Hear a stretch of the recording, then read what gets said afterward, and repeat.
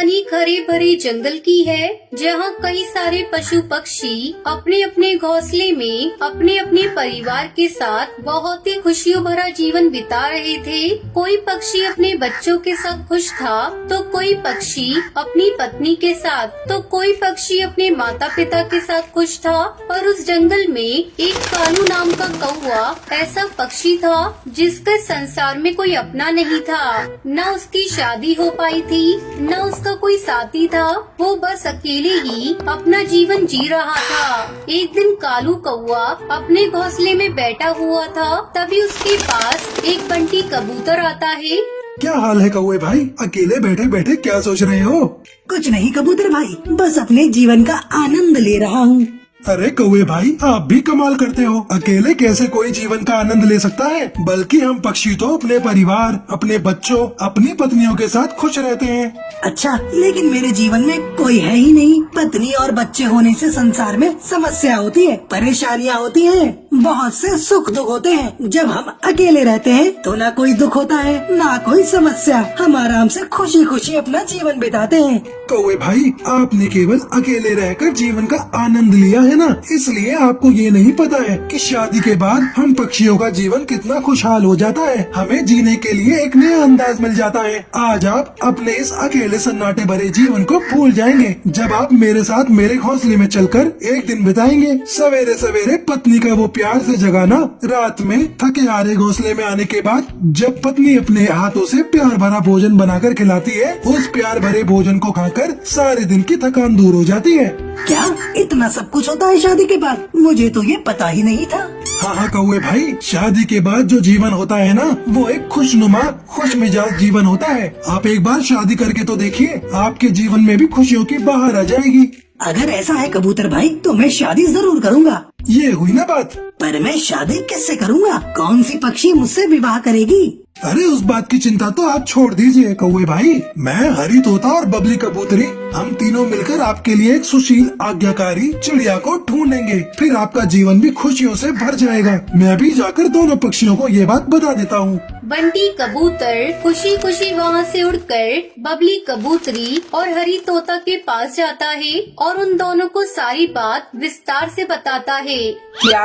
अरे उस मुरझाए हुए पौधे को अचानक से अपने ऊपर हरियाली लाने का शौक कहाँ से पैदा हो गया है? सुनो बबली बहन, आप अपना ये मजाक बंद करेंगे और कृपया करके उस कौवे के सामने कोई भी ऐसी बात मत कह देना कि वे कौवे भाई का मन शादी करने से मना कर दे। बड़ी मुश्किल से मैंने उन्हें मनाया है।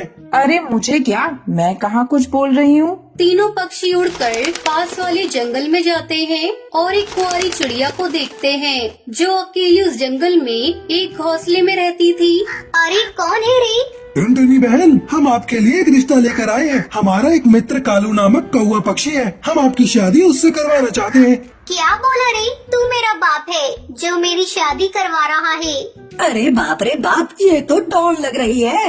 अरे टुनटुनी बहन, वो बड़ा ही सीधा साधा पक्षी है, वो आपको बहुत खुश रखेगा। काफी मेहनत और मशक्कत के बाद टुनटुनी चिड़िया कालू कौवे से शादी करने को राजी हो जाती है। बंटी कबूतर और वो दोनों पक्षी टुनटुनी चिड़िया को अपने जंगल में ले आते हैं और देखते ही देखते दोनों की शादी हो जाती है। तभी टुनटुनी चिड़िया बंटी कबूतर से कहती है, ओ निठल्ले कबूतर, चल निकल अब यहाँ से। शादी हो गई ना, अब कल्टी मार यहाँ से। अरे बाप रे, ये चिड़िया तो बहुत ही खतरनाक लग रही है। सुनो चिचोरो, दोबारा यहाँ दिखाई दिया ना तो हड्डी तोड़ूंगी, फिर मोड़ूंगी, समझा ना? अरे कबूतर भाई, ये किसको ले आए हैं? हमारी भलाई अभी इसी में है कि चुपचाप यहाँ से निकल लो। तीनों पक्षी वहाँ से निकल जाते हैं। टुनटुनी चिड़िया के बात करने के अंदाज से कालू कौवा आश्चर्यचकित हो जाता है। अब क्या बैल की तरह यहीं खड़े रहेंगे? अंदर चलिए अब। हाँ चलो। दोनों पति पत्नी घोंसले में आते हैं। अच्छा टुनटुनी, अब अपने हाथों से अच्छा सा खाना बना दो। पागल हो गया है क्या? मुझे क्या अपनी नौकर समझकर रखा है? चल अब मेरे लिए और अपने लिए बढ़िया सा भोजन बना। और सुन, भोजन में अगर स्वाद नहीं आया ना तो तेरे पिछवाड़े को मार मार कर लाल मिर्च की तरह बना दूंगी। कालू कौआ चुपचाप दोनों के लिए भोजन बनाने लगता है। देखते ही देखते कई दिन बीत जाते हैं। टुनटुनी चिड़िया कालू कौवे पर इतना जुल्म करती है कि सारा काम उसी से करवाती है। कालू कौवा भंवरे की तरह अपने जीवन में गोल गोल घूमने लगा। वो टुनटुनी चिड़िया से इतना परेशान हो जाता है कि एक दिन वो अपने घोंसले से उड़कर एक पेड़ पर आकर बैठ जाता है और अपने आप से बातें करने लगता है। अरे अच्छा खासा कुंवारा था, फंस गया शादी करके। तभी बंटी कबूतर और हरी तोता दोनों वहाँ से उड़ते हुए जा रहे थे। तभी वो कालू कौवे के पास आते हैं। क्या कौवे भाई, शादी के बाद मजे से कट रहा है ना आपका जीवन? अरे तेरे मजे की तो ऐसी की तैसी। कबूतर, ये किससे मेरी शादी करवा दी रे तूने? अब तक ये समझ में नहीं आ रहा कि उस घोंसले में मेरी वो पत्नी है या मैं उसकी पत्नी हूँ। पूरे जीवन का सत्यानाश कर दिया तुम दोनों ने। आखिर में कालू कौआ अपनी पत्नी से परेशान होकर उस जंगल से चला जाता है और शादी न करने की कसम खाता है। टुनटुनी को बचपन से ही खाना बनाने का बहुत शौक था। उसके पिताजी कालू कौआ लोहे के औजार बनाने का काम करते थे। उसकी माँ सुंदरी फिर उन लोहे के औजार और बर्तनों को जंगल में बेच कर आती थी। टुनटुनी उनकी गोद ली हुई बेटी थी और वो सब नदी किनारे एक पेड़ की डाल पर रहा करते थे। टुनटुनी क्या कर रही है? कुछ खाने को बनाया है या नहीं? एक दाल से दूसरी दाल घूमकर भूख से आंतड़ियाँ सिकुड़ गई हैं। लो माँ, आज मैंने कुछ नया बनाया है। अरे तूने ये चावल में क्या डाल दिया है? ये बिरयानी है, मैंने आज ही सीखी है। अरे टुनटुनी बिटिया, जितना तू खाने पर ध्यान देती है कुछ काम पर भी दिया कर। अरे जब देखो कुछ ना कुछ खाने को ही बनाती रहती है। 1-2 साल बाद तेरा ब्याह भी करना है, कुछ घर के काम भी सीख ले। ओहो, शर्मा गई। अच्छा चल जा बाहर भट्टी गर्म कर, लोहा पीटना है। सुंदरी, हमारी बेटी बहुत ही गुणवत्ती है, हमेशा कुछ न कुछ बनाने की कोशिश करती रहती है। लेकिन हम लोग इतने रईस नहीं हैं, रोज इतना अच्छा अच्छा बनाकर खाएंगे तो कहाँ से आएगा? चिंता क्यों करते हो जी? सब बच्चों का भाग्य है, सब भगवान देगा।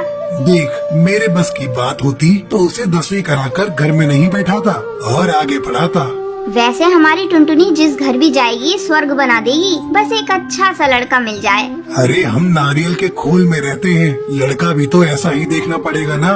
जब कभी सुंदरी की तबीयत खराब हो जाती थी तो टुनटुनी भी कुछ औजार बेचने के लिए एक डाल पर बैठ जाती थी। एक दिन उसे वहाँ गोलू मिला। अरे टुनटुनी, तुम यहाँ क्या कर रही हो? मैं ये खुरपे दरात हंसियाँ बेच रही हूँ। लेकिन तुम तो पढ़ने में इतनी अच्छी थी, फिर क्या हुआ? यहाँ ये सब क्यों? ये हमारा पेशा है गोलू। मेरे पिताजी ने मुझे 10वीं पढ़ा दिया, वही बहुत बड़ी बात है। हम पक्षियों में वैसे चिड़ियाएं नहीं पढ़ाई जाती। अरे यही हमारा देश पीछे रह गया टुनटुनी। अच्छा ये बताओ, तुम रहती कहाँ हो? यही नदी के पीछे ही हमारा नारियल का घोंसला है। टुनटुनी, तुम्हें खाना बनाने का वैसे ही बहुत शौक है, क्यों न तुम पिज्जा पराठा बनाकर बेचो। ये कम लागत और कम मेहनत में बन जाता है और स्वाद तो पूछो ही मत। एक बार बनाकर तो देखो, लोहे के औजारों से भी ज्यादा कमाने लगोगी। क्या तुम मुझे इसकी सामग्री बता सकते हो? हाँ बिल्कुल, पर पहले तुम्हें मुझे अपने हाथों की बनी बिरयानी खिलानी पड़ेगी। कुछ दिनों बाद जंगल में एक तूफान आता है। कालू उस तूफान से बाल बाल बचा, लेकिन उसके आधे शरीर ने काम करना बंद कर दिया। डॉक्टर को दिखाया तो उन्होंने कहा कि इन्हें चंपकवन के किसी बड़े अस्पताल में दिखाना पड़ेगा। अब बेचारी सुंदरी क्या करे? अब कौन औजार बनाए, कौन हथौड़ा चलाए? टुनटुनी की माँ, ऐसी जिंदगी से तो मर जाना अच्छा, मुझे जहर दे दो। ऐसा मत कहो, आप ठीक हो जाओगे। मैं आपको जंगल के अच्छे डॉक्टर को दिखाऊंगी। अरे लेकिन पैसा कहाँ से आएगा?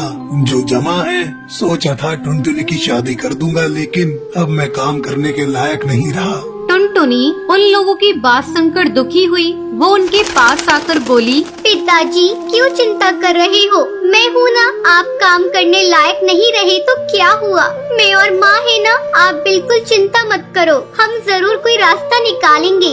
अगले दिन माँ, जब तक पिताजी अच्छे नहीं हो जाते मैं घर के बाहर पिज्जा पराठा बनाकर बेचूंगी। टुनटुनी, कोई क्या कहेगा? माँ, जब मैं औजार बेचती हूँ तब क्या कोई कुछ कहता है? ठीक है तो भट्टी पर ही बना लिया कर। अगले दिन पिताजी देखो आज मैंने पिज्जा बनाया है। माँ और आप दोनों खाकर बताओ कैसा बना है। पता नहीं टुनटुनी तू भी क्या नई नई चीजें बनाती रहती है। खाकर तो देखो। अरे वाह ये तो बहुत बढ़िया लग रहा है। बेटी ऐसा कुछ तो कभी नहीं खाया। पिताजी अब मैं पिज्जा पराठा बनाकर बेचूंगी। लेकिन ये सब तेरे दिमाग में आया कहाँ से? माँ मुझे ये सलाह गोलू ने दी। ये गोलू कौन है बेटा? माँ गोलू स्कूल में मेरे साथ पढ़ता था। अब टुनटुनी लोहे की औजार की जगह पिज्जा पराठा बनाने लगी। जो एक बार उसके यहाँ पिज्जा खा लेता था वो अपने आसपास के सब पक्षी से उसकी तारीफ करता। टुनटुनी के पास दूर दूर से पंछी पिज्जा खाने के लिए आने लगे। अब उसके गरीबी के दिन जा चुके थे। सबसे पहले वो कालू को लेकर जंगल के बड़े अस्पताल में गई। ये बिल्कुल ठीक हो जाएंगे, लेकिन दवाइयाँ महंगी होंगी। कोई बात नहीं सर, बस मेरे पिताजी ठीक हो जाए। आप दवाइयाँ लिख दीजिए। माँ इस पिज्जा ने तो हमारी जिंदगी ही बदल दी। माँ मैं जंगल में पिज्जा हट बनाना चाहती हूँ। ठीक है टुनटुनी जैसा तुझे सही लगे वैसा कर। टुनटुनी ने अपना पिज्जा हट खोला। वो दिन रात तरक्की करने लगी। जैसे जैसे आमदनी बढ़ती रही टुनटुनी ने सबसे पहले अपने लिए एक पक्का घोंसला खरीदा। अब वो नारियल के खोल वाली टुनटुनी नहीं कोठी वाली टुनटुनी थी। टुनटुनी मैं जानता था कि तुम एक दिन जरूर ऊंचाइयों तक जाओगी। गोलू मुझे इस काबिल बनाने में तुम्हारा ही योगदान है। बेटा तुम जुग जुग जियो। बेटा ये तो बहुत खुशी की बात है कि तुम उसके मार्गदर्शक हो। तुम उसे हमेशा खुश रखोगे। उन दोनों की शादी हो गई और फिर वो दोनों मिलकर पिज्जा का काम करने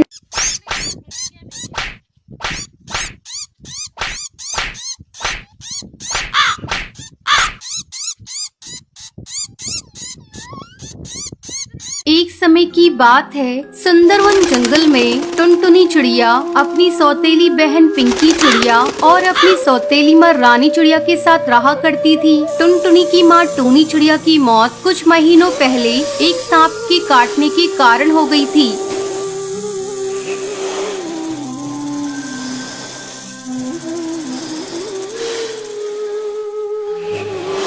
तब बंटी कबूतर एक विधवा चिड़िया से शादी कर लेता है। पिंकी चिड़िया उसी की बेटी थी। पिंकी चिड़िया टुनटुनी पर बहुत अत्याचार करती थी। एक दिन टुनटुनी खाना पका रही थी, तभी पिंकी वहाँ आती है और टुनटुनी से कहती है, मैंने तुझसे चाय मांगी थी, तूने अभी तक मुझे चाय नहीं दी। दीदी ये देखो मैं चाय ही बना रही हूँ। जैसे ही चाय उबल जाएगी मैं आपको लाकर देती हूँ। थोड़ी देर बाद टुनटुनी चाय लाकर पिंकी को देती है। चाय पीते ही पिंकी टुनटुनी पर चिल्लाने लगती है, ये तूने चाय कैसी बनाई है? इसमें तो चीनी बिल्कुल नहीं है। ले इसे तू ही पी ले। इतना कहकर वो उस चाय के प्याले को फेंक देती है। पिंकी चिड़िया का गुस्सा देखकर टुनटुनी रोने लगती है।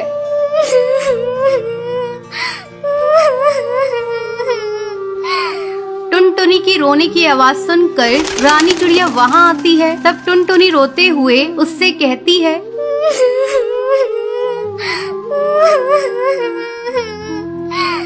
माँ ये देखो दीदी ने सारी चाय फेंक दी।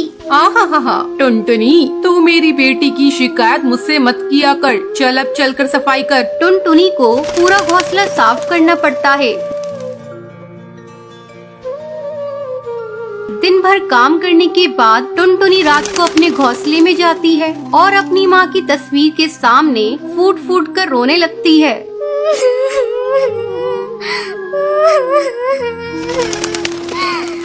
माँ तुम मुझे छोड़कर कहाँ चली गई? पिंकी चिड़िया मुझे बहुत सताती है। पापा भी अब मुझसे पहले की तरह प्यार नहीं करते।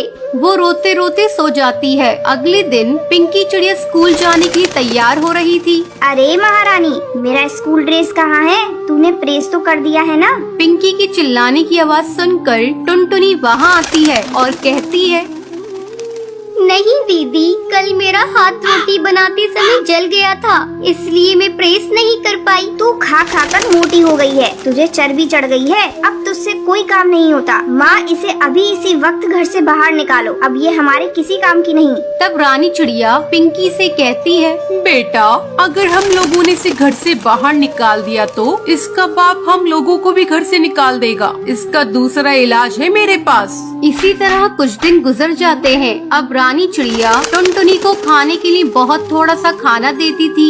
धीरे धीरे टुनटुनी कमजोर होती जा रही थी। एक दिन रानी चिड़िया टुनटुनी से कहती है, टुनटुनी, जा कुएं से पानी भर ला, पीने का पानी खत्म हो गया है। माँ, मैं कुएं से पानी कैसे निकालूंगी? मैंने कभी कुएं से पानी नहीं निकाला, मैं कुएं में गिर जाऊंगी। तू डरती क्यों है? तेरे साथ पिंकी चिड़िया भी जा रही है। हिम्मत करके टुनटुनी पानी भरने के लिए कुएं पर जाती है। जैसे ही वो कुएं से पानी निकालने लगती है, पिंकी चिड़िया उसे कुएं में धक्का देने के लिए जाती है। पिंकी चिड़िया का बैलेंस बिगड़ जाता है और वो कुएं में गिर जाती है।